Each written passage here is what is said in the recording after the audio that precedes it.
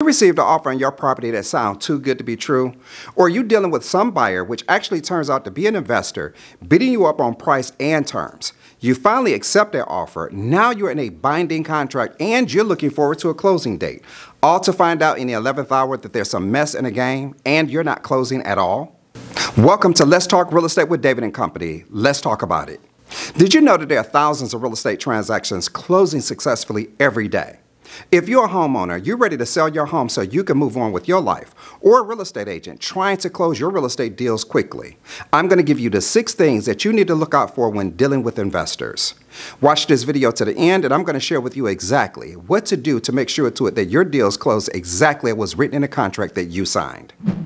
Here are the 6 things that spot what I call a fake real estate investor, or someone that's basically full of you-know-what. Number 1, over-eagerness to close the deal quickly.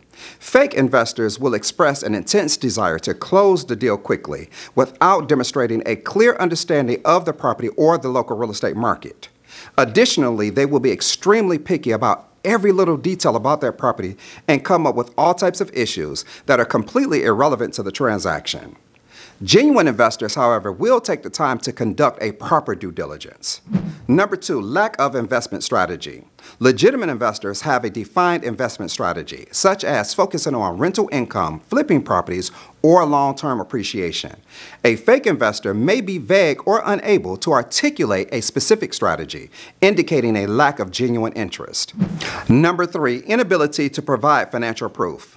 Genuine investors can typically provide proof of funds or a pre-approval letter from a reputable financial institution.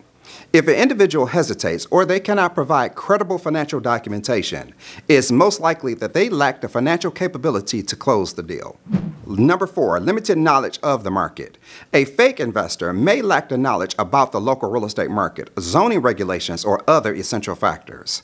Legitimate investors, however, will thoroughly research and understand the market conditions long before making any investment decisions. Number 5, reluctance to engage in due diligence. Serious investors will prioritize due diligence, including property inspections, title searches, and other essentials. If someone is unwilling to engage in these standard procedures or they dismiss their importance, it's most likely going to throw up a red flag. Number 6, pressure tactics and urgency. Fake investors may use a high-pressure tactic, creating a sense of urgency to close the deal quickly. Legitimate investors typically will take a more measured approach, carefully evaluating potential investment to minimize their risk. Now, don't get it twisted. Fake investors could also use a stall tactic because they fear the purchase or they lack the financial resources to close the deal. You know, I had a deal recently where the buyer is a residential builder.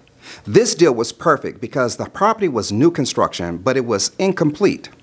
The buyer was referred to me from a highly respected source. He was quite sophisticated because not only was he a builder, but he was also a pretty savvy real estate investor as well as a licensed mortgage broker. You would think what a perfect person to purchase this property, especially given the fact that time is of the essence. Every issue that came up, whether big or small, this buyer made it into a big deal. So now he has to all of a sudden have an engineer's report, property inspections, appraisals, and other things claiming the lender needed all of these things before they would release the funds. Now, don't get me wrong, all of these things is perfect during the due diligence period. So I had to remind the buyer and his agent that we are far past due diligence. Not only is this an as-is transaction, but it is an all-cash transaction. So my question is, where in the hell did the lender come from? There are no finance contingencies, loan approvals, or anything else indicating that a lender is involved. Now, all of a sudden, after I've applied pressure to him and his agent, all of our communications have gone strictly email. Whereas before, we would communicate via conference call on a daily basis. We've wasted over a month dealing with someone that either has an alternative motive or they basically are full of crap. In either case, who has time to waste? Now remember, these signs are not definitive proof of dealing with a fake investor, but they would definitely serve as an indicator and warrant further investigation and due diligence long before you enter into any type of real estate transaction. Now, my lesson is in this case is that I will micromanage every aspect of every real estate transaction that I'm involved in moving forward. I don't care if people's feelings get hurt or if they feel that they do not need to be micromanaged. The only thing that I can tell them is get used to it. The thing is, folks, I specialize in real estate drama. I don't have the time, nor should I be required to micromanage adults or people that hold professional licenses, and that would include closing attorneys and loan officers. But in 2024, all of that is about to start happening, because at the end of the day, the deal must close. As promised, here are the things that you can do if you're the seller or the agent on either side of the real estate transaction. You have the right, let me repeat, you have the right to communicate with everyone involved in your real estate transaction, including closing attorneys, title companies, and the buyer's lender if they're borrowing funds, or their banker to verify funds. Since people are creating these fake documents these days, you need to do everything you can to verify. The other thing that you need to look out for are these investors assigning the contract to an end buyer and at a higher price. This is money that you're losing so a stranger can make your potential profits. Now, don't get me wrong, if done properly and you're aware that the contract is being assigned, this can be a great situation. But when improperly done, this would definitely kill your deal, especially when you don't have a clue who the end buyer is. This is vital to know who these people are, because in the event that you're entitled to the earnest money deposit, you need to make sure to it that you know who to get in contact with should that deal fail due to no fault of your own.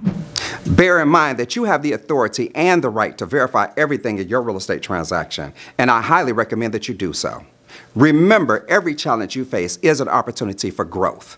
Keep pushing forward, stay resilient, and embrace the journey. Success awaits those who persist with determination and passion. Stay tuned tomorrow for another tip. Please don't forget to like and subscribe, and thank you for watching my video.